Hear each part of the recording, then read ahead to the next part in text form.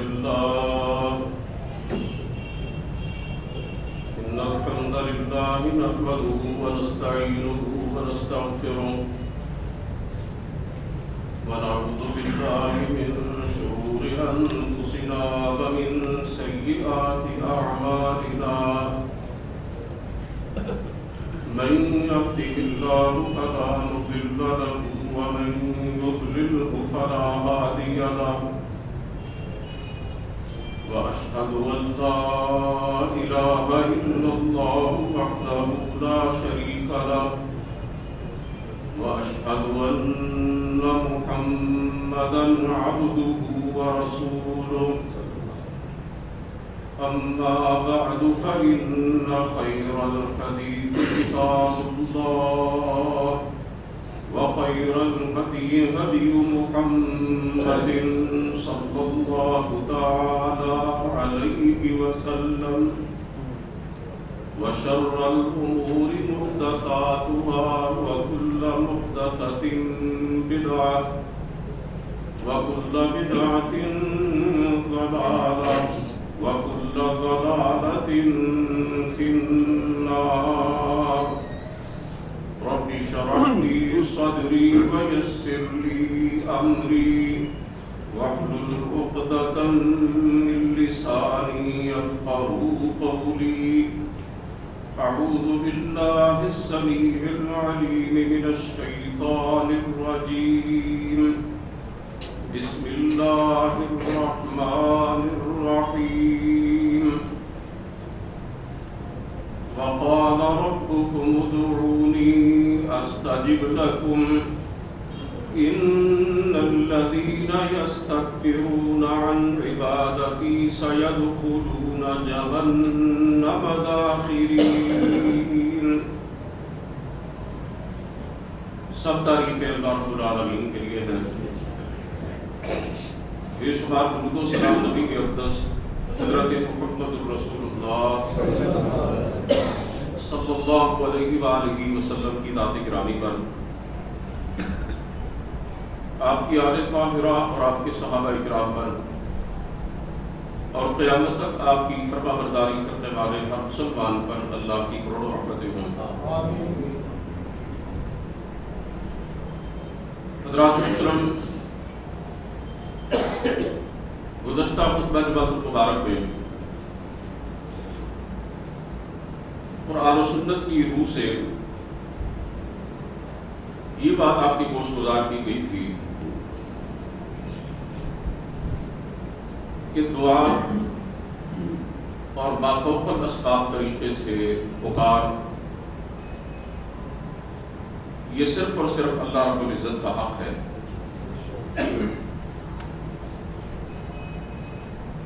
سرکار دو عالم صلی اللہ علیہ وسلم نے اسی دعا اور پکار کے حوالے سے ارشاد فرمایا الدعاء هو العبادہ، کہ دعا ہی عبادت ہے.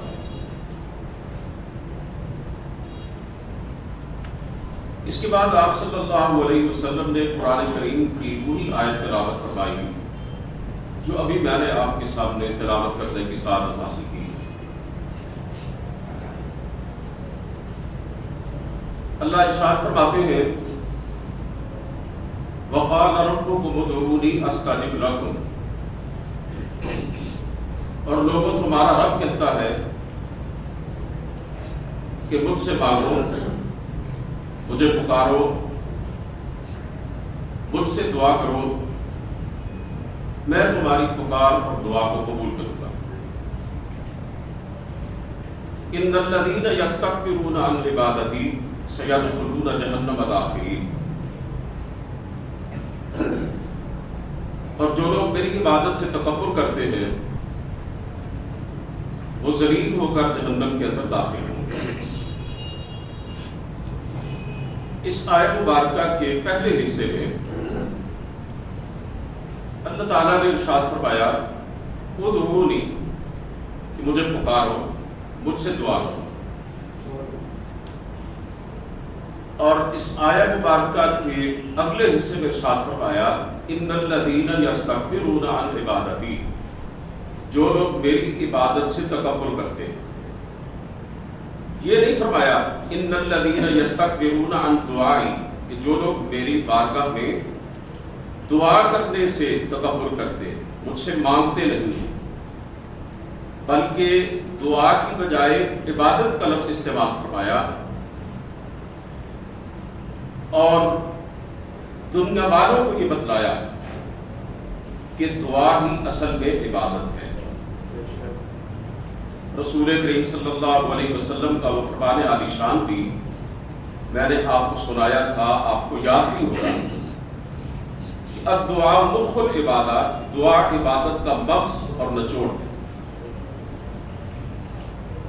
اور آپ جانتے ہیں کہ عبادت کا حق تو اللہ ہی رکھتا ہے، عبادت اللہ ہی کی جاتی ہے، اس کے سوا کوئی معبود برحق نہیں ہے۔ تو جب دعا ہی عبادت ہے اور دعا ہی عبادت کا مغز ہے تو پھر اس کا مطلب یہی ہوگا نا کہ دعا صرف اللہ سے کی جائے گی، مشکلات و مصائب میں اللہ ہی کو پکارا جائے گا۔ اور اگر کوئی بندہ اللہ کے ساتھ کسی اور کو بھی مشکلات و مصائب میں ما فوق الاسباب طریقے سے بغیر واسطے اور وسیلے کے پکارتا ہے تو پھر در حقیقت وہ اسے اللہ کی ذات کے ساتھ عبادت میں اور بندگی میں شریک ٹھہراتا ہے۔ جب دعا عبادت کا نچوڑ اور خلاصہ ہے تو اللہ کے سوا کسی اور سے دعا کرنا اور کسی اور کو پکارنا یہ شرک ہے۔ اسی طرح سورہ احقاف کی 2 آیات میں آپ کے سامنے رکھنا چاہتا ہوں اور آپ کی توجہ چاہتا ہوں۔ اللہ ارشاد فرماتے ہیں قُلْ أَرَأَيْتُمْ شُرَكَاءَكُمُ الَّذِينَ تَدْعُونَ مِن دُونِ اللَّهِ أَرُونِي مَاذَا خَلَقُوا مِنَ الْأَرْضِ أَمْ لَهُمْ شِرْكٌ فِي السَّمَاوَاتِ۔ اے نبی آپ ان لوگوں سے کہیے، یہ مشرک اور یہ کافر جو آپ کی دعوت کو تسلیم نہیں کرتے، آپ ان سے سوال کیجئے کہ ذرا غور کرو اور بتلاؤ کہ جن کو تم نے اللہ کے شریک بنا رکھا، جن کو تم اللہ کے سوا پکارتے ہو، جن سے اپنی حاجات طلب کرتے ہو، انہوں نے زمین میں کون سی چیز پیدا کی ہے یا آسمانوں میں ان کا کیا حصہ ہے؟ یہ کائنات بکھری پڑی ہے، اس میں اللہ تعالیٰ کی بنائی ہوئی چیزیں ان گنت لا تعداد بے شمار۔ اللہ فرماتے ہیں ان سے پوچھئے کہ جن شریکوں کو تم اللہ کو چھوڑ کر پکارتے ہو، دعائیں مانگتے ہو جن سے، انہوں نے اس کائنات کی کون سی چیز بنائی ہے، آسمانوں میں ان کا کیا حصہ ہے، کیا کردار ہے؟ ایتونی بکتاب من قبل ھذا او اثارۃ من علم ان کنتم صادقین۔ اے نبی ان سے کہیے کہ پہلی نازل کردہ کتابوں میں سے اس بات کا کوئی ثبوت تو پیش کرو، یا علمی حوالے سے کوئی دلیل لے کے آؤ اگر تم سچے ہو۔ آگے ارشاد فرمایا وَمَنْ أَضَلُّ مِمَّنْ يَدْعُو مِن دُونِ اللَّهِ بَل لَّا يَسْتَجِيبُ لَهُ إِلَى يَوْمِ الْقِيَامَةِ وَهُمْ عَنْ دُعَائِهِمْ غَافِلُونَ۔ کہ اس سے بڑا گمراہ اور کون ہو سکتا ہے کہ جو اللہ کو چھوڑ کر ایسے کو پکارتا ہے جو قیامت تک اس کی پکار کو، اس کی دعا کو سن ہی نہیں سکتا۔ قبول کرنا تو بڑی دور کی بات ہے، اور وہ اس کی پکار سے غافل ہے۔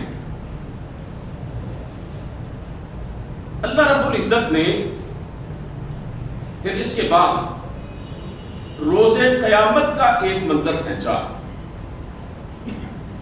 اور اللہ کا الحاکمین ارشاد فرماتے ہیں وَإِذَا حُشِرَ النَّاسُ كَانُوا لَهُمْ أَعْدَاءً وَكَانُوا بِعِبَادَتِهِمْ كَافِرِينَ۔ جب لوگوں کو اکٹھا کیا جائے گا، روز قیامت ان کو جمع کیا جائے گا، اللہ کی بارگاہ میں سب آ جائیں گے، تو جن کو اللہ فرماتے ہیں یہ ہمیں چھوڑ کر پکارتے ہیں اور جن سے دعائیں کرتے ہیں نا، وہ قیامت کے دن ان کے دشمن بن جائیں گے۔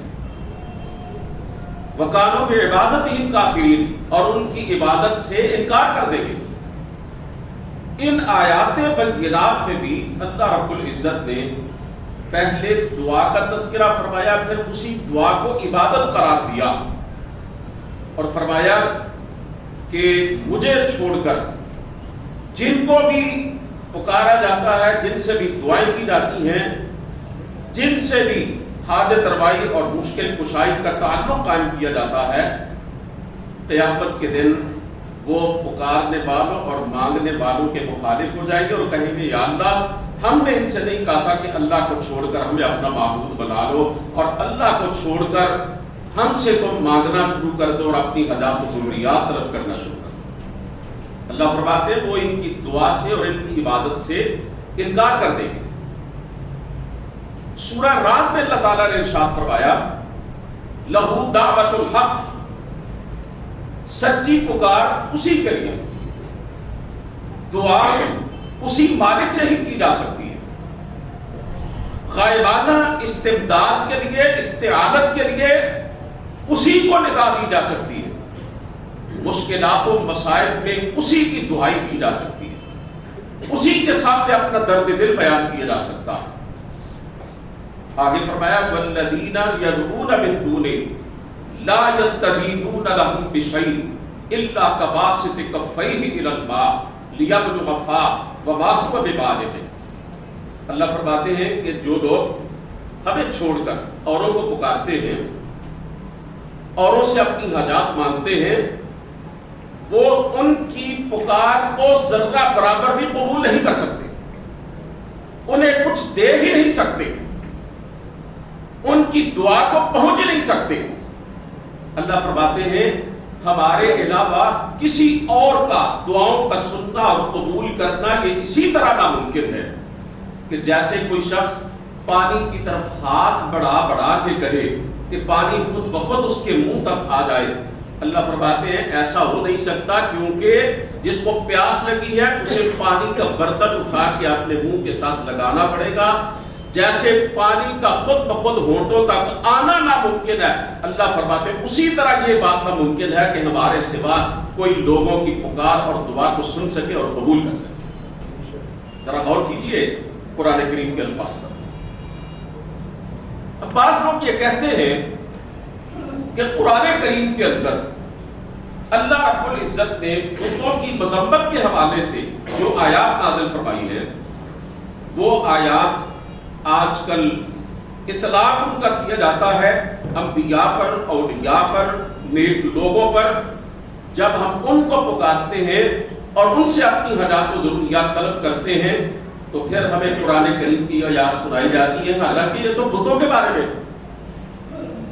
میں نے گزشتہ خطبہ جمعہ میں صحیح البخاری کے حوالے سے آپ کے سامنے کی بات عرض کی تھی کہ مکے کے مشرکوں نے جو بت بنائے ہوئے تھے وہ در حقیقت فرضی مورتیاں یا تخیلاتی وہ تصویریں نہیں تھیں، بلکہ ان کے نزدیک جو اچھے لوگ تھے، نیک لوگ تھے، کسی وجہ سے ان کی شہرت تھی اور اچھی شہرت تھی، ان کے مر جانے کے بعد انہوں نے ان کے بت بنا کر ان کو پوجنا شروع کر دیا تھا۔ یعنی پوجا بتوں کی نہیں کی جاتی تھی بلکہ ان کی جاتی تھی جن کے بت بنائے ہوئے۔ اب قرآن کریم کی آیات بینات سماعت فرمائیے اور حقیقت کی طرف توجہ کیجیے۔ اللہ فرماتے ہیں ان الذین تدعون من دون اللہ عباد امثالکم فادعوہم فلیستجیبوا لکم ان کنتم صادقین۔ بالکل عام فہم الفاظ ہے قرآن کریم میں، معمولی سا عربی جاننے والا شخص اس آیت مبارکہ کا ترجمہ سمجھ سکتا ہے۔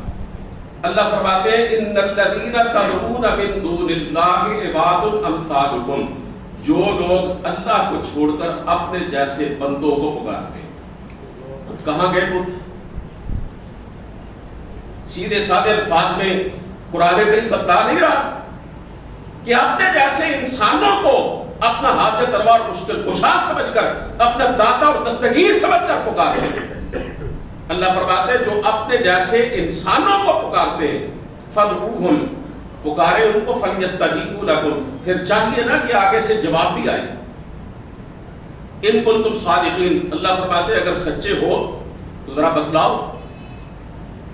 اسی طرح ایک اور جگہ پہ اللہ تعالیٰ ارشاد فرماتے ہیں والذین یدعون من دون اللہ لا یخلقون شیئا وهم یخلقون. جن کو یہ ہمارے سوا پکارتے ہیں، جن سے دعائیں مانگتے ہیں، جن کے ساتھ انہوں نے اپنے مراسم عبودیت استوار کر رکھے ہیں، جن کو اپنا بگڑی بنانے والا اپنا کارساز اور دستگیر سمجھتے ہیں، اللہ فرماتے ہیں انہوں نے تو کوئی شے پیدا نہیں کی بلکہ الٹا ہم نے ان کو پیدا کیا.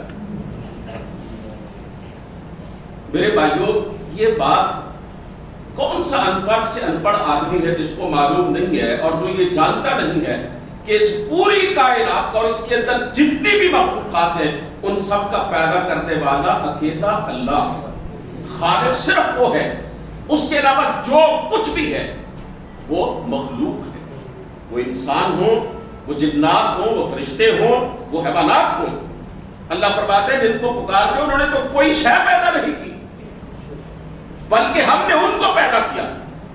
آگے سنیے، جو یہ کہتے ہیں نا جی کہ بتوں کی مذمت کے حوالے سے آئے تھے، وہ بتوں کو پکارتے تھے اور بتوں کو اپنا حاجت روا سمجھتے تھے، اور آج جناب اللہ کے نیک بندوں پر ان آیات کو فٹ کیا جاتا ہے.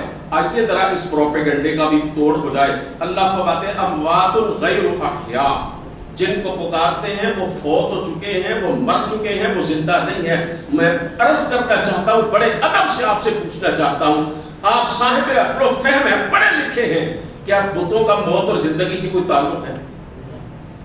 کیا کوئی بت پیدا ہوتا اور مرتا ہے؟ اللہ فرماتے ہیں اموات غیر احیاء. وہ دنیا سے جا چکے، ان کو موت آ چکی، وہ زندہ نہیں ہے. اور مزید سنیے ذرا، فرمایا وما یشعرون ایان یبعثون. وہ تمہاری پکار اور دعا کو سنیں گے کیا؟ انہیں تو اتنا بھی معلوم نہیں کہ انہوں نے خود کس دن زندہ ہو کر آپ کی بارگاہ میں جانا. کیا بتوں کو زندہ کیا جائے گا روزے قیامت؟ بھائی وہ تو ہوتے ہی بے جان ہے. یہ تو انسانوں کے لیے ہے، پیدائش اور موت اور روز قیامت دوبارہ جی اٹھنا. یہ تو انسانوں کے لیے ہے. تو حضرات محترم، حقیقت یہ ہے کہ اللہ رب العزت کو چھوڑ کر جس کو بھی کوئی انسان اپنا دعاؤں کا سننے والا اور قبول کرنے والا سمجھتا ہے اور دور و نزدیک سے اس کی دعائیں دیتا ہے اور غائبانہ اسے پکارتا ہے کسی بھی حوالے سے کہ مجھے رزق دے دے، مجھے اولاد دے دے، مجھے صحت دے دے، مجھے اس پریشانی سے نجات دے دے، کوئی بھی اپنی حاجت اس سے مانگتا ہے، وہ کسی بت سے مانگے پھر بھی شرک ہے، وہ کسی انسان سے مانگے پھر بھی شرک ہے، وہ کسی جن کو اپنا معبود سمجھ کر حاجت روا سمجھ پکارے پھر بھی شرک ہے، حتیٰ کہ وہ کسی اللہ کے نبی اور رسول کے ساتھ بھی یہ تعلق استوار کرے پھر بھی شرک ہے. من دون اللہ، بار بار آپ نے سنا ہے. من دون اللہ کا مطلب کیا ہے؟ اللہ کے سوا. اس کے اندر اللہ رب العزت کے علاوہ جس کو بھی پکارا جاتا ہے وہ سب آ جاتے ہیں. قرآن کریم میں انبیاء کرام علیہ السلام کی بہت سی دعائیں آتی ہیں. ان میں سے 2-4 دعائیں پچھلے خطبہ جمعہ میں نے آپ کے سامنے رکھی تھی. آگے ذرا بات کو سمجھانے کے لیے ایسی کچھ مزید آیات آپ کو سنانے کی سعادت حاصل کروں. اللہ کا قرآن پڑھ رہا ہوں میرے عزیزوں، کوئی کہانی یا افسانہ نہیں سنا رہا، اپنی یا کسی دوسرے کی بات نہیں کر رہا، رب العالمین کا کلام ہے. اور اللہ کی قسم، آج میرے معاشرے کے اندر، میرے مسلمان بھائیوں کے اندر جو شرکیہ عقائد اور تصورات اور رسومات موجود ہیں وہ ساری کی ساری اس وجہ سے ہیں اللہ کے قرآن کو نہیں پڑھا اور نہیں سمجھا، نہ انہیں سنایا گیا نہ انہیں سمجھایا گیا. علماء کرام اور خطباء نظام کی زندگیاں گزر جاتی ہیں، کوئی ایک خطبہ جمعہ بھی توحید اور اس کے تقاضوں پہ نہیں ملتا. آپ کے گرد و پیش میں ہزاروں جلسے اور کانفرنسیں ہوتی ہیں. ربیع الاول کے مہینے میں برباد تھی جلسوں اور کانفرنسوں کی. کسی ایک جگہ پر بھی اگر عقیدہ توحید کو موضوع بنایا گیا ہو اور اس کی باریکیوں کو بیان کیا گیا ہو تو مجھے اس سے آگاہ کیجیے گا. بلکہ ایسے لوگ موجود ہیں علماء کے روپ میں، فیس بک پر، واٹس ایپ پر، یوٹیوب پر، سوشل میڈیا پر برملا یہ کہا جاتا ہے اور لوگوں کو یہ باور کروایا جاتا ہے اور یہ عقیدہ بنایا جاتا ہے کہ اللہ کے سوا اللہ کے ولیوں کو، نیک بندوں کو بھی اپنی حاجات و ضروریات کے حوالے سے، اپنے دکھ اور تکلیفوں کے حوالے سے پکارا جا سکتا ہے، ان سے بھی حاجات طلب کی جا سکتی ہیں، وہ بھی حاجت روائی کا اختیار رکھتے ہیں، اور اسے ایک قطعی اور یقینی عقیدے کے طور پر لوگوں کے ذہنوں کے اندر ڈالا جاتا ہے۔ ایک پاکستان میں بڑے معروف خطیب ہیں، سوشل میڈیا پر بڑا ان کا تذکرہ، بڑے میٹھے میٹھے انداز میں باتیں کرتے ہیں۔ ابھی کچھ عرصہ پہلے اللہ کے بندے لاہور کے اندر مدفون ہیں، حضرت علی حجویری رحمۃ اللہ علیہ، ان کا عرس ہوا اور انہوں نے ٹی وی کے پروگرام میں کہا کہ یہ جناب ہمارے حکمران IMF کے پاس جاتے ہیں، ورلڈ بینک سے مدد مانگتے ہیں، امریکہ سے امداد مانگتے ہیں، کبھی کشکول لے کر کسی ملک کے پاس جاتے ہیں، کبھی کسی ملک کے پاس جاتے ہیں۔ وہ کہنے لگا وہ داتا تو لاہور کے اندر ہے، وہ دینے والا، وہ جاؤ اس سے جا کے مانگو۔ حکمرانوں اس داتا سے حضرت علی حجویری رحمۃ اللہ علیہ کی طرف اشارہ کرتا ہے، اس سے مانگو جا کے، تمہارے سارے قرضے اتر جائیں گے، تمہاری جھولیاں بھر جائیں گی۔ اور ایک جناب امام انقلاب ہے، اسے شیخ الاسلام بھی کہا جاتا ہے، مجدد رواں صدی بھی کہا جاتا ہے، انہیں مفکر اسلام بھی کہا جاتا ہے۔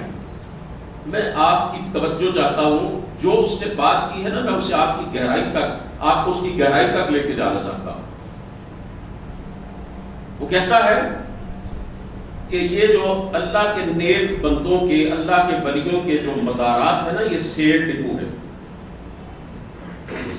جیسے یہ جو راشن اناج ہوتا ہے، دیگر ضروریات ہوتی ہیں، وہ تو اصل میں حکومت کے پاس ان کا سٹاک ہوتا ہے نا جی، اور آگے حکومت ان چیزوں، ان اناج اور ان ضروریات کو لوگوں تک پہنچانے کے لیے مختلف علاقوں، شہروں اور دیہات کے اندر راشن ڈپو بنا دیتی ہے، سیل پوائنٹ کھول دیتی ہے، یہاں سے آگے لو۔ وہ کہتا ہے خزانوں کا مالک اصل میں اللہ یا دینے والا وہی ہے، لیکن جو اللہ کے ولیوں کے مزارات ہے نا، یہ سیل ڈپو ہیں، اللہ ان کو دیتا ہے، پھر یہ آگے لوگوں کو دیتے ہیں۔ یہ بات میں نے خود سنی ہے حضرات محترم ممبر رسول پہ کھڑا ہوں، اس نبی کے ممبر پر کھڑا ہوں جس کے دشمنوں نے بھی گواہی دی تھی کہ اے ابن عبداللہ، اے آمنہ کے در یتیم، 40 سال میں تیری زبان سے ایک جھوٹ بھی ہم نے نہیں سنا۔ میں اس ہستی اقدس و مقدس کے ممبر پہ کھڑا ہو کے ذمہ داری سے عرض کر رہا ہوں کہ یہ بات اس کی میں نے سنی اور پوری دنیا میں آج بھی وائرل ہے۔ میں آپ سے عرض کرنا چاہتا ہوں، ایسے ہزاروں لاکھوں کلپ جو ہیں وہ آپ کی فیس بک پر موجود ہے، یوٹیوب پر موجود ہے، جن میں اللہ کے بندوں کی پیشانیوں کو اللہ کے در سے اٹھا کر دوسروں کے دروازے پر جھکانے کی بات کی جا رہی ہے۔ اللہ کی قسم ہے، اللہ کے نبی کی دعوت توحید کا ستیہ ناش کر دیا، پیغمبر کی محنت میں پانی پھیر دیا، دین کے اس بنیادی نقطے کو جڑ سے اکھاڑ کے پھینک دیا۔ نبی تو 23 سال پتھر کھا کھا کر، گالیاں کھا کھا کے، دنیا جات کے دکھ اٹھا اٹھا کے یہ کہتا رہا اللہ سے مانگو۔ مکے والوں کی 13 سال تک اذیتیں برداشت کر کے میرا پیغمبر یہی کہتا رہا، بھئی ان کو چھوڑ دو، ان کے پلے کچھ نہیں ہے، بس اللہ سے دعا کرو، اللہ سے اپنی حاجات مانگو۔ سرکار دو عالم صلی اللہ علیہ وسلم کی زبان مبارک سے اللہ رب العزت نے کہلوایا، قل انما ادعو ربی ولا اشرک بہ احدا۔ اے نبی آپ اعلان کر کے کہہ دیں، میں اپنے رب کو پکارتا ہوں، اپنے پروردگار سے مانگتا ہوں، اسی کو میں اپنا حاجت روا اور مشکل کشا سمجھتا ہوں، ولا اشرک بہ احدا، اور میں اس کے ساتھ کسی کو شریک نہیں ٹھہراتا۔ قل انی لا املک لکم ضرا ولا رشدا۔ اے نبی لوگوں سے کہو کہ میں تمہارے نفع اور نقصان کا اختیار نہیں رکھتا۔ ایک جگہ پہ اللہ فرماتے ہیں وَإِن يَمْسَسْكَ اللَّهُ بِضُرٍّ فلا کاشف لہ الا ہو، اے نبی اگر تیرا رب تجھے کوئی نقصان پہنچانا چاہے اس نقصان کو کوئی نہیں دور کر سکتا الا ہو، سوائے اس کے، وَإِن يُرِدْكَ بِخَيْرٍ فَلَا رَادَّ لِفَضْلِهِ، اور اے حبیب اگر تیرا رب تجھے کوئی نفع پہنچانا چاہے، کوئی خیر اور بھلائی پہنچانا چاہے تو پھر اس کے فضل کو کوئی روک بھی نہیں سکتا۔ آپ اپنے کاموں کی مساجد میں چلے جائیں، میں نام نہیں لینا چاہتا، آپ کے سب سے قریب جو مسجد ہے اس کے اندر چلے جائیں، اس میں بہت بڑے حروف کے اندر یہ بات آپ کو لکھی ہوئی ملے گی، یا عبد القادر جیلانی شیئا للہ۔ ترجمہ سننا ہے بھائیو، اس کا ترجمہ پتہ ہے کیا؟ اے عبد القادر جیلانی اللہ کے لیے ہمیں کچھ دے دو۔ بڑے ادب سے سوال کرنا چاہتا ہوں، ناراض نہ ہونا، حضرت عبد القادر جیلانی زندہ یہاں موجود ہے؟ اللہ کے پاس چلے گئے؟ ان کی قبر کہاں ہے؟ بغداد کے اندر ہے، عراق میں؟ یہ سمجھ کر کے وہ جناب دور و نزدیک سے سننے والے ہیں، اور ان کو بھی اللہ تعالیٰ نے اختیار کیا ہوا ہے، وہ ہماری حاجات و ضروریات میں ہمارے کام آتے ہیں۔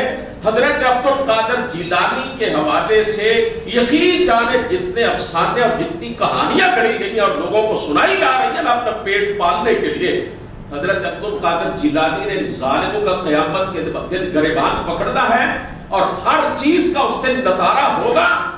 یہ تو میرا خیال ہے اس طرح کے لوگ تو حضرت عبد القادر جیلانی کے حوالے سے ہی حساب و کتاب میں چھوٹ نہیں سکیں گے، کوئی پھنس جائیں گے۔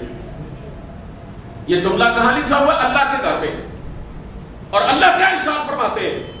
توجہ چاہتا ہوں، اللہ فرماتے ہیں وَأَنَّ الْمَسَاجِدَ لِلَّهِ فَلَا تَدْعُوا مَعَ اللَّهِ أَحَدًا، مسجدیں میری ہیں، میرے سوا کسی کو پکارا نہ۔ کچھ سمجھ آئیے آپ لوگوں کو؟ مسجدوں کا اور دعا اور پکار کا تعلق، اور اللہ کے گھر میں بندہ کس لیے آتا ہے؟ اس شہنشاہ سے مانگنے کے لیے، اس بادشاہ کے گداگر آتے ہیں نا اس کے گھر میں، میں اور آپ فقیر بن کے آئے ہیں نا مالک کی بارگاہ میں۔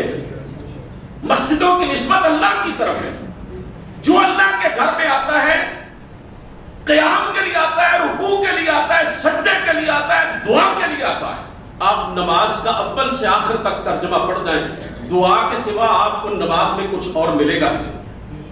آپ کہتے ہیں درود ملے گا، اور درود پاک تو بہترین دعا ہے، یا اللہ ہمارے نبی پہ رحمتیں نازل کر، ہمارے نبی پہ برکتیں نازل کر، یہ تو بہترین دعا ہے جس کی وجہ سے اور دعائیں قبول ہوتی ہیں۔ اور اللہ کیا فرماتے ہیں؟ ان المساجد للہ، مسجدیں میری ہیں، فلا تدعوا مع اللہ احدا، میرے ساتھ کسی اور کو نہ پکارا کرو، حاجات و ضروریات میں کسی سے دعا نہ کیا کرو۔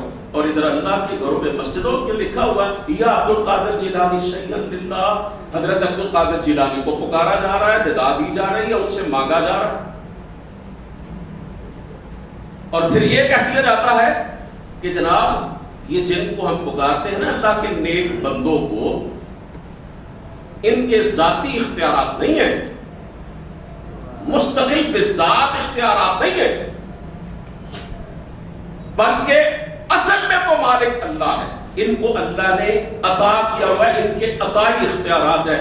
میں کہتا ہوں پورے قرآن سے اور ذخیرہ حدیث سے مجھے کوئی ایک بات دنیا کا کوئی عالم مفسر اور مفتی نکال کے دکھا دے کہ اللہ تعالیٰ نے کسی ایک کے بارے میں بھی، پوری کائنات انسانی میں سے کسی ایک کے بارے میں بھی یہ کہا ہو، اور جاؤ اللہ نے اپنے سارے نبیوں میں سے کسی ایک نبی کے بارے میں بھی کہا ہو کہ میں نے اس کو اختیارات دیے ہوئے، مجھے چھوڑ کر میرے اس نبی کو بھی پکارو، میں نے اس کو عطا کر دیے ہوئے اختیارات، یہ مالک ہے تمہارا، مجھے چھوڑ کر اس سے بھی دعائیں کر لیا کرو، جاؤ کسی ایک کے بارے میں بتلاؤ۔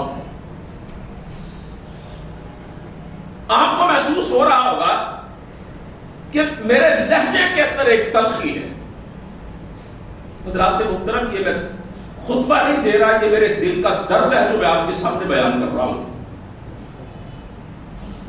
یہ سارے انبیاء کی دعوت، یہ توحید کی دعوت ہے، اور یہ سرکار دو عالم صلی اللہ علیہ وسلم کی دعوت ہے۔ اس کو دیش نکالا دیا جا رہا ہے، مسلمانوں کے دلوں اور ذہنوں سے کھرچ کے نکالا جا رہا ہے۔ تو عرض یہ کر رہا تھا کہ اللہ کے سارے نبیوں نے بھی جب بھی مانگا تو اللہ سے مانگا۔ حضرت آدم علیہ السلام سے غلطی سرزد ہوئی، کیا کہا؟ ربنا ظلمنا انفسنا وان لم تغفر لنا وترحمنا لنكونن من الخاسرین۔ اے میرے پروردگار، ظلم ہو گیا ہم سے اپنی جانوں پر، یا اللہ غلطی ہو گئی، تو نے رحم نہ کیا، معاف نہ کیا، اللہ بڑا نقصان اٹھائے۔ حضرت نوح علیہ السلام نے کتنے سو سال تک اپنی قوم کو اللہ کا پیغام سنایا؟ ذرا بولیے نا، 950 سال لوگوں نے قبول نہیں کیا۔ انگلیوں پہ ان کی تعداد گنی جا سکتی تھی جنہوں نے اللہ کے دین کی دعوت کو تسلیم کیا۔ تو اللہ کا نبی پھر بد دعا کرتا ہے اور کیا کہتا ہے؟ حضرت نوح نے کہا مجھے اختیار ہے، ابھی میں تمہیں تباہ و برباد کر کے رکھ دیتا ہوں۔ اللہ نے مجھے عطا کیے ہوئے اختیارات، یہ عطائی کی رٹ لگانے والوں اور لوگوں کو شرک کی دعوت دینے والے بدبختوں، اور قرآن پڑھو، خدا کا واسطہ ہے، نہ اپنی روزی روٹی کے لیے لوگوں کے عقائد کا بیڑا غرق کرو۔ حضرت نوح علیہ السلام نے بد دعا کی، ربی لا تذر علی الارض من الکافرین دیارا۔ اللہ حجت پوری ہو گئی، 950 سال گزر گئے ان کو تیری طرف بلاتے ہوئے، یا اللہ نہیں آ رہے، اب میں بد دعا کرتا ہوں، تیری بارگاہ میں اختیار تیرے پاس ہے، اللہ کسی کافر کو زمین میں زندہ نہ چھوڑ۔ حضرت ابراہیم علیہ السلام کتنی جلیل القدر ہستی ہے، ایک دعا کی پچھلے جمعے میں میں نے آپ کو سنائی تھی نا، بے اولاد تھے، 80 سال سے زیادہ عمر تھی، بیوی بانجھ تھی، اولاد پیدا کرنے کے قابل نہیں تھی، لیکن کیا کہتے ہیں؟ رب ہب لی من الصالحین، یا اللہ نیک بیٹا عطا کر دے۔ کوئی اللہ کا جلیل القدر نبی بیٹا مانگ رہا ہے اور تم کہتے ہو بیٹا جو ہے وہ لاہور سے یا پاک پتن سے بھی مل جاتا۔ ٹھیکے دیے ہوئے ہیں تم نے اللہ کے بندوں کو، رزق اجمیر سے ملتا ہے، اولاد لاہور سے ملتی ہے، روزی پاک پتن سے ملتی ہے۔ میں باشگاف الفاظ میں اس لیے بات کر رہا ہوں کہ اگر اس طرح بات نہ کی جائے سمجھ نہیں آتی اور شرک کے گندے عقیدے پہ ضرب نہیں لگتی۔ اللہ کا جلیل القدر پیغمبر کس سے بیٹا مانگ رہا ہے؟ اگر کوئی اور بھی اولاد دینے والا ہوتا تو حضرت ابراہیم علیہ السلام اپنے دور میں سب سے اللہ کے جلیل القدر بندے تھے، وہ کہتے ہیں مجھے اللہ نے اختیار دیا ہے، میں جب چاہوں بیٹا پیدا کر سکتا ہوں۔ حضرت زکریا علیہ السلام کی بات کی تھی نا، بوڑھے، بیوی بانجھ، اس عمر میں اولاد نہیں ہوتی۔ حضرت مریم علیہ السلام جو ان کی کفالت میں تھی، ابھی بچی تھی، ان کے پاس جاتے ہیں تو دیکھتے ہیں بے موسم پھل پڑے ہوئے، اور کیا کہتے ہیں؟ یا مریم انا لکی ھذا، اے مریم یہ تیرے پاس کہاں سے آئے؟ یہ تو اس علاقے کی منڈی میں موجود ہی نہیں، یہ تو اس بازار میں بکتے ہی نہیں ہیں، ان کا تو موسم ہی نہیں ہے، یہ کہیں بھی دکھائی نہیں دیتے، یہ تیرے پاس کہاں سے آئے تم کھا رہی ہے؟ اور اللہ کی اس بندی نے پتہ کیا جواب دیا؟ قالت هو من عند اللہ، یہ اللہ کا قرآن ہے، 3 پارہ سورہ بقرہ، اللہ کا نبی پاس کھڑا ہے، یہ نہیں کہتی حضرت صاحب ساڈا سارا تہاڈیاں جُتیاں دا صدقہ جناب، یہ تہاڈا ہی تو فیض ہے سارا کچھ، یہ تہاڈی نظر کرم ہے، یہ تہاڈا ہی فیض ہے۔ نہ، اللہ کا جلیل القدر پیغمبر قریب کھڑا ہے اور حضرت مریم علیہ السلام جواب دیتی ہے ہوا من عند اللہ، یہ میرے رب کی طرف سے۔ انہی قدموں پہ حضرت زکریا علیہ السلام کے دل میں خیال آتا ہے اور کھڑے کھڑے اللہ کی بارگاہ میں التجا کرتے، یا اللہ یہ مریم کو تو نے بے موسم پھل دیے ہیں، اللہ اولاد کا موسم تو میرا بھی گزر چکا ہے، اللہ بیوی بانجھ ہے، اولاد پیدا کرنے کی سخت ہی نہیں اس کے اندر، لیکن مولا تو اگر مریم کو بے موسم پھل اس کے بند کمرے میں دے سکتا ہے تو زکریا کو بے موسمی اولاد بھی دے سکتا ہے۔ رو رو کے کہا رب ہب لی من لدنک ذریۃ طیبہ، اللہ ایک نیک بیٹا عطا کر۔ تو بھائیو یہاں قبروں سے بیٹے مانگے جاتے ہیں، مزاروں سے جا کے اولادیں مانگی جاتی ہیں، اور میرے بھائیوں، ایک مسلمان کے لیے اس سے بڑی تکلیف کی بات اور کوئی نہیں ہے کہ اس کے ہوتے ہوئے اس کی زندگی میں اس کے رب کی توحید کا جنازہ نکالا جائے۔ اللہ سے بڑا غیرت مند اور کوئی نہیں ہے۔ سورہ نور میں اللہ نے شرک اور زنا کو اکٹھا بیان کیا۔ اللہ تعالیٰ نے شرک اور زنا کو ایک ساتھ رکھا ہے، اس لیے کہ زنا بھی بغیرتی ہے۔ کوئی اپنی بیوی کو چھوڑ کر کسی دوسری عورت کے پاس جاتا ہے، یا کوئی عورت اپنے شوہر کو چھوڑ کر کسی دوسرے مرد کے پاس جاتی ہے، یہ بغیرتی ہے۔ اور شرک اس سے بھی بڑی بغیرتی ہے، کوئی اپنے مالک حقیقی کو چھوڑ کر کسی اور کے دروازے پہ جا کے جھکتا ہے۔ زنا اور شرک میں بغیرتی مشترک ہے، اس لیے اللہ نے اس کا اکٹھا تذکرہ کیا۔ سرکار دو عالم صلی اللہ علیہ وسلم نے اپنے پیارے صحابی سے یہ فرمایا تھا، ان قتلتا او حرقتا او قطعتا لا تشرک باللہ، تجھے قتل کر دیا جائے، تیرے جسم کی بوٹیاں اڑا دی جائیں، تجھے قیمہ بنا دیا جائے، تجھے زندہ جلا دیا جائے، سب کچھ گوارا کر لینا، اللہ کے ساتھ کسی کو شریک ٹھہرانا گوارا نہ کر۔ یہ ہے اللہ کی توحید۔ حضرت زکریا علیہ السلام، حضرت ابراہیم علیہ السلام، اللہ سے بیٹا بنا۔ حضرت ابراہیم علیہ السلام کی کتنی دعائیں قرآن مجید میں آتی ہیں، میں نے پورا ایک خطبہ اس حوالے سے عید الاضحیٰ کے یہاں میں دیا تھا، پورا خطبہ حضرت ابراہیم علیہ السلام کی دعا میں، ربنا وجعلنا مسلمین لک ومن ذریتنا امۃ مسلمۃ لک وارنا مناسکنا وتب علینا انک انت التواب الرحیم، ربنا وابعث فیہم رسولا منہم یتلو علیہم آیاتک وَيُعَلِّمُهُمُ الْكِتَابَ وَالْحِکْمَةَ وَيُزَکِّیہم۔ اللہ تیرا گھر بنا دیا، اسے اپنی بارگاہ میں قبول کر لے، اللہ اپنی عبادت کے طریقے بتلا دے، اللہ ہم باپ بیٹا تیرا گھر تعمیر کر کے اللہ تجھ سے دعا کرتے ہیں ہمیں اپنا فرما بردار بنا دے، اللہ ہم یہ دعا کرتے ہیں کہ ہماری نسل میں ایک جماعت پیدا فرما جو تیری فرما بردار ہو، اور ان میں ایک ایسا رسول بھیج دے میرے اللہ جو ان کو پاک صاف کرے، ان کو کتاب و حکمت کی تعلیم دے۔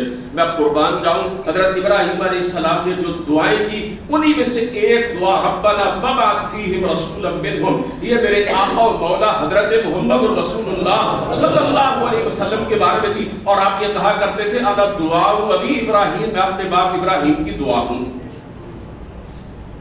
اسی طرح حضرت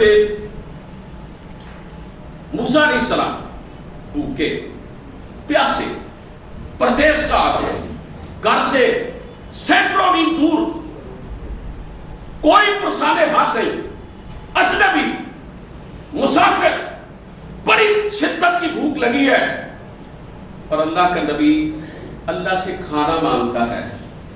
اور میں قربان جاؤں حضرت موسیٰ علیہ السلام کی عظمت پر اور ان کے مانگنے پر اور ان کے انداز پر اور ان کے الفاظ پر۔ یہ نہیں کہتے کہ یا اللہ مجھے بڑی بھوک لگی ہے، اللہ کھانے کا انتظام کر دے، کہتے ہیں رب انی لما انزلت الی من خیر فقیر، اللہ میں تیرے در کا فقیر ہوں، جو خیر بھی تیری طرف سے میری جھولی میں پڑ جائے اس کا محتاج۔ یہ اللہ کا ایک نبی کہہ رہا ہے، اور میں نے پچھلے جمعے یہ آیت پڑھی تھی یا ایھا الناس انتم الفقراء الی اللہ، اللہ کہتے ہیں ساری دنیا کے انسانوں تم سب میرے در کے فقیر ہو، ہے کہ نہیں؟ میں یہ عرض کروں نا کہ میرے پیارے پیغمبر علیہ الصلوۃ والسلام سے بڑا سوالی اللہ کی بارگاہ کا اور کوئی نہیں تو غلط نہیں ہوگا۔ جاؤ، نہ میرے نبی جیسا کوئی مانگنے والا ہے، نہ میرے رب جیسا کوئی عطا کرنے والا۔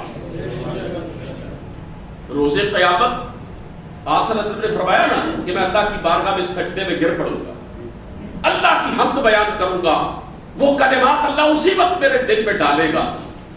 اللہ کہیں گے ارفع رأسک یا محمد، اے محمد اپنے سر کو اٹھائیے، آپ نے عزت و انکسار کی انتہا کر دی۔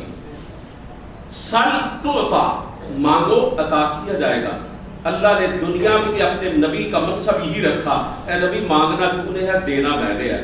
آخرت میں بھی اللہ فرمائیں گے اے نبی دینا میرا منصب ہے، تیرا منصب مانگنا ہے، سل تو سوال کر تو عطا میں تجھے عطا کروں گا، اشفع تو شفع، یہ نہیں ہے کہ جس کو چاہے تو جنت میں بھیج دے، جس کو چاہے جہنم میں بھیج دے۔ اللہ فرماتا ہے یہ اختیار میرا ہے، تو شفاعت کر میں تیری شفاعت کو قبول کروں۔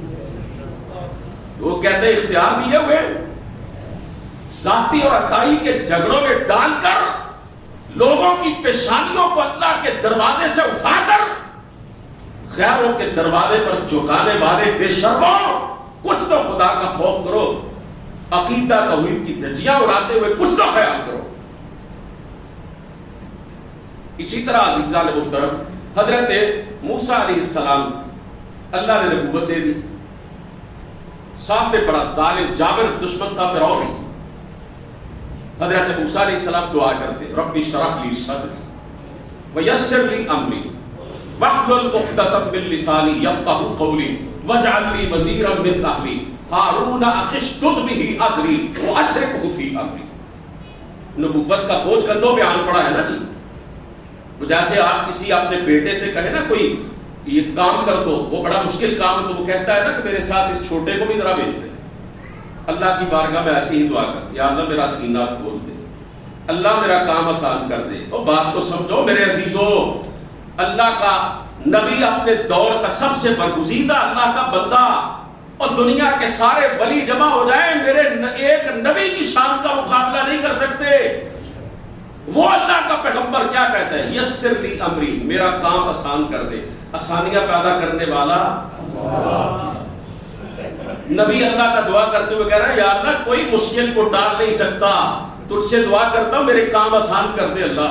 واحلل عقدۃ من لسانی، زبان میں لکنت ہے یا اللہ اسے دور کر تاکہ لوگ میری بات سمجھ سکیں۔ اللہ نبوت کا بوجھ بہت بھاری ہے، میرے بھائی ہارون کو بھی میرے ساتھ شریک کر دے، میرے کام میں اسے میرا معاون بنا دے، میرا وزیر بنا دے۔ اسی طرح عزیزان محترمہ دیگر انبیاء کرام علیہ السلام کی دعائیں پڑھیں۔ میں آپ کو اللہ کا واسطہ دے کے ہاتھ جوڑ کے کہتا ہوں خدا را قرآن پڑھا کرو۔ قرآن کو پڑھے اور سمجھے بغیر دین کی سمجھ نہیں آتی۔ دنیا کے دجالوں اور کذابوں کے دھوکے سے تم بچ نہیں سکتے۔ قرآن کے قریب آؤ، قرآن سے کے ساتھ وابستہ ہوگا۔ اب سرکار دو عالم صلی اللہ علیہ وسلم کی طرف دیکھیے نا، آپ کی کتنی دعائیں حدیث پاک میں آتی ہیں۔ کھانا کھانے کی دعا، مسجد میں جانے کی دعا، باہر نکلنے کی دعا، بیت الخلاء میں جانے کی دعا۔ اور میرے نبی نے تو فرمایا جب بیت الخلاء میں جاؤ تو پھر بھی اللہ ہی کو پکارو، اللہم انی اعوذ بک من الخبث والخبائث۔ نیا کپڑا پہننے کی دعا، سواری پہ بیٹھنے کی دعا، سواری سے اترنے کی دعا، گھر میں داخل ہونے کی دعا، گھر سے نکلنے کی دعا۔ روزمرہ کے کاموں کے اندر درجنوں مواقع ایسے آتے ہیں جن پر ہمیں رسول کریم صلی اللہ علیہ وسلم کی دعاؤں کو پڑھنے کا ایک موقع ملتا ہے۔ آپ کو بہت سی وہ دعائیں یاد ہوگی۔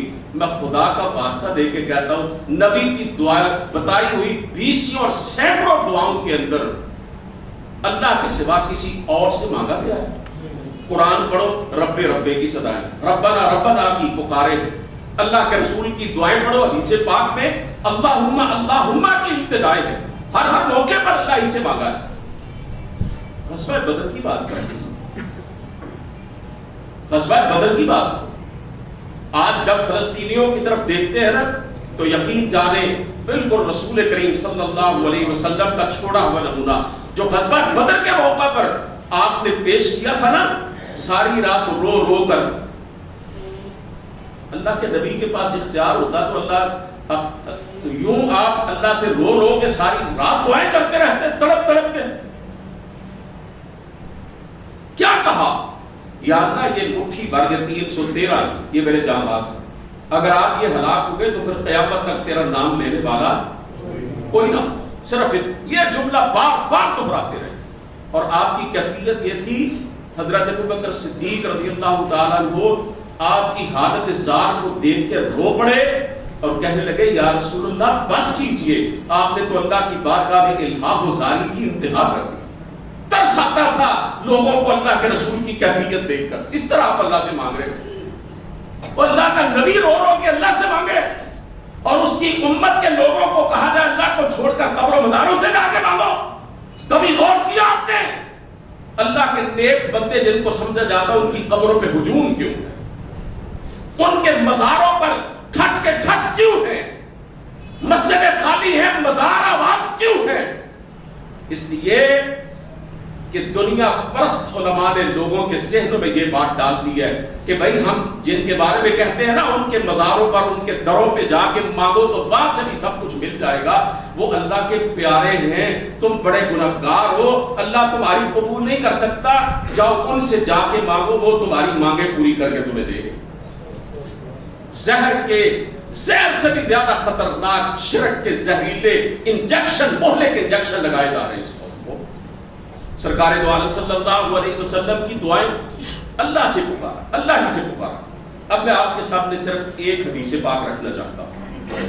آپ نے اس حدیث کو ہو سکتا ہے ٹکڑوں کی صورت میں تھوڑا تھوڑا کر کے پہلے سنا، لیکن یہ پوری حدیث میں آپ کو سنانا چاہتا ہوں۔ آپ کو پتہ چلے گا عقیدہ توحید کیا ہے، اس کے تقاضے کیا ہیں، اللہ کی شان کیا ہے، کیسے اللہ سے مانگنا چاہیے، کیا عظمت ہے پروردگار عالم کی۔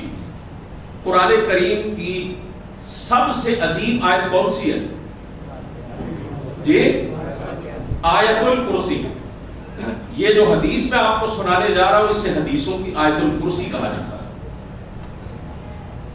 توجہ چاہتا ہوں عزیزان محترم، حدیث قدسی ہے، حضرت ابو ذر غفاری رضی اللہ تعالیٰ عنہ اس حدیث کے راوی ہیں، یعنی وہ حدیث جس میں اللہ کے رسول فرمائیں کہ اللہ تعالیٰ ارشاد فرما رہے ہیں۔ بس 2-3 منٹ میں بات انشاءاللہ عزیز ختم ہو جائے گی، میری بات ہی نہیں ہے، اللہ کے رسول کی بات ہے۔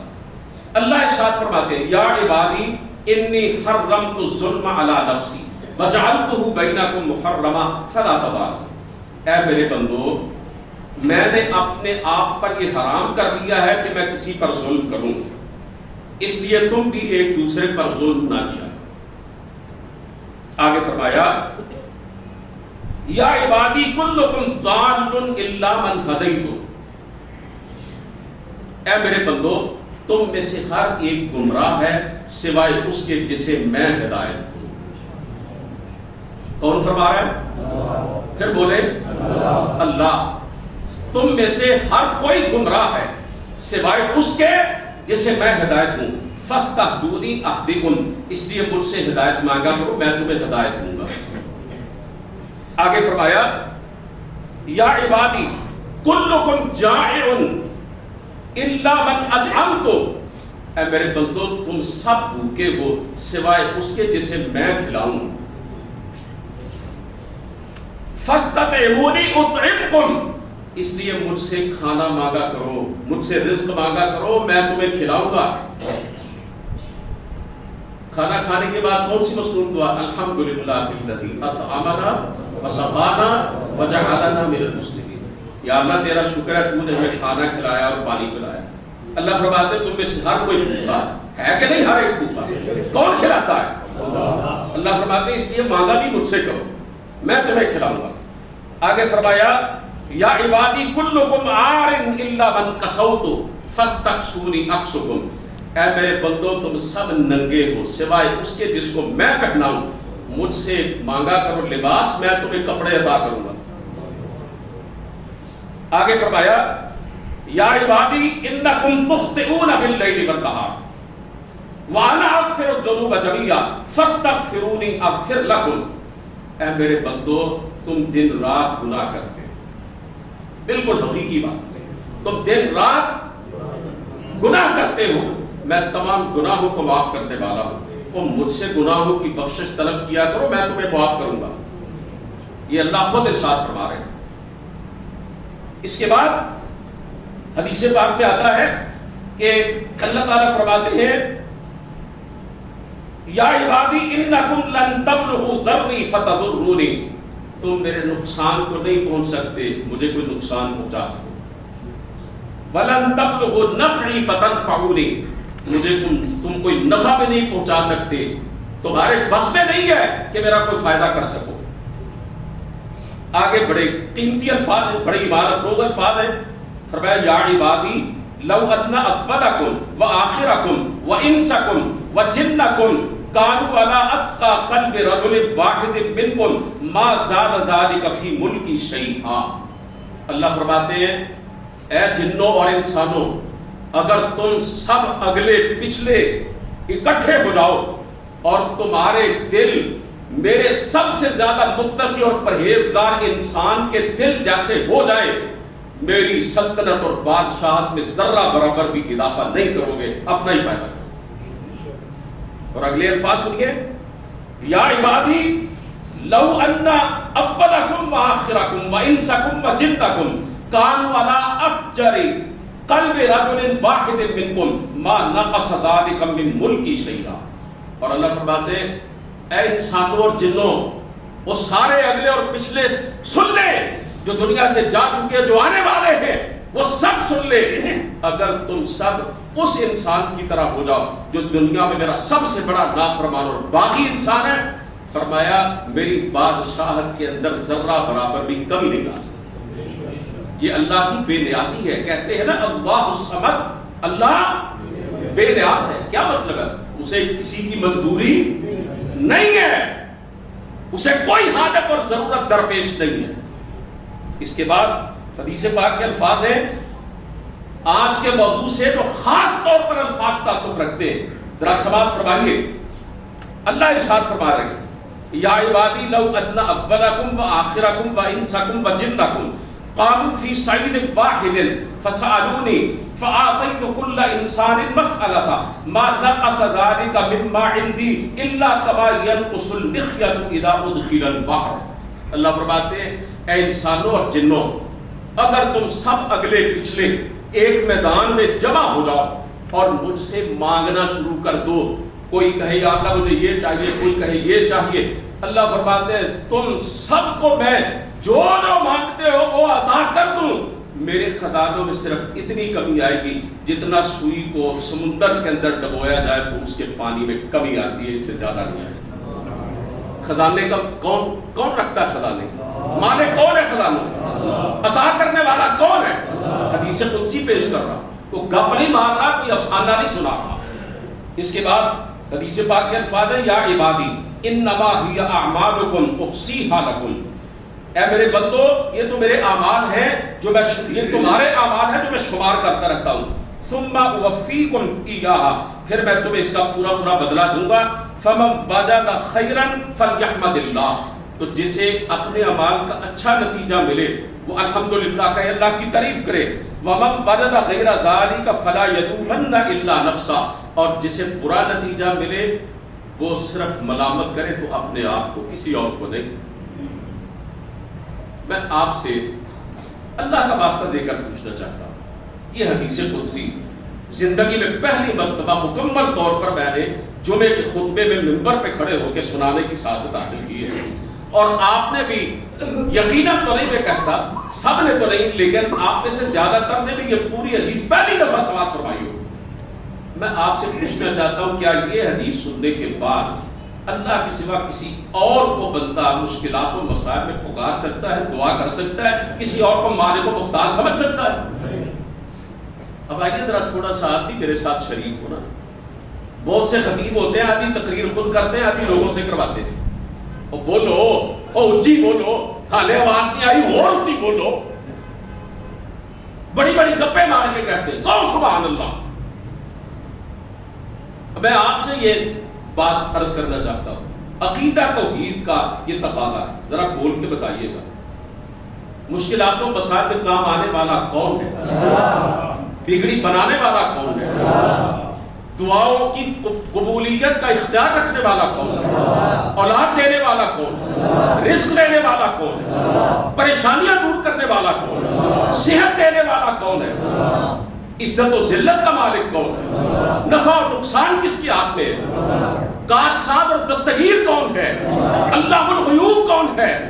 علیم بذات الصدور کون ہے؟ سب کی مانگوں کو اور مرادوں کو پورا کرنے والا کون ہے؟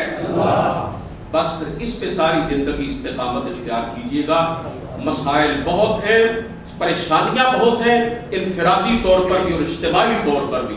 جب درد حد سے بڑھ جائے تو پھر اپنے بے مثال رب کی بارگاہ میں آ کے اپنے دل کا درد بیان کیا کرو، اپنے دکھڑے سنایا کرو، اپنی پریشانیاں ظاہر کیا کرو، اس سے مدد کے طلبگار ہوا کرو، جیسے نماز میں ہاتھ باندھ کے ہر رکعت میں کہتے ہو ایاک نعبد و ایاک نستعین، یا اللہ عبادت بھی تیری ہی کرتے ہیں، مدد بھی تجھ سے ہی مانگتے ہیں، مسجد سے باہر جا کر اللہ سے کیے گئے اس وعدے کو توڑا نہ کرو، اس پہ قائم رہا کرو۔ اللہ کے رسول نے فرمایا ہے فَلْيَسْأَلْ حَاجَتَهُ كُلَّهَا، تم میں سارے کو چاہیے اپنی ساری حاجتیں اللہ سے مانگے، حتیٰ شِسَا نَعْلِهِ اِذَا انْقَطَعَ، حتیٰ کہ تم میں سے کسی کی جوتی کا تسمہ بھی ٹوٹ جائے وہ بھی اللہ سے مانگے۔ اللہ نہ دینا چاہے ساری کائنات مل کر تمہیں تمہاری جوتی کا تسمہ بھی نہیں دے سکتی۔ وآخر دعوانا الحمدللہ۔